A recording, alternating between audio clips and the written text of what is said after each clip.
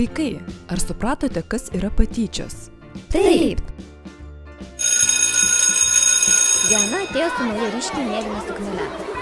Žinai, vakar tavo šukuosena man patiko labiau. O man patinka tavo šukuosena. Bet to negali taip sakyti. Čia patyčios. Ne, čia visai ne patyčios. Patyčios. Ne, čia tik nuomonė. Patyčios būtų, jei kasdien taip sakytum ir norėtum įžeisti, bet dabar tai yra tik jos nuomonė.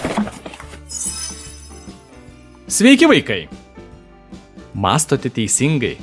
Patyčios reiškia žala. Patyčios yra žalingos.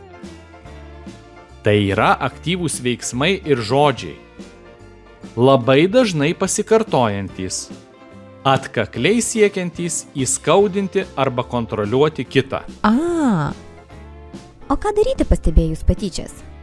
Labai svarbu nesikišti į tas situacijas, kuriuose dalyvauja nepažįstami žmonės. Ir tuo labiau nesivelti į konfliktą su besityčiojančiais žmonėmis. Saugus būdas reaguoti į patyčias yra metodas stop patyčioms.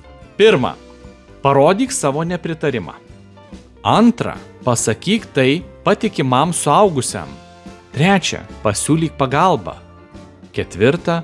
Pažadėk niekada nesityčioti. Na, ar pažadate? Pažadam.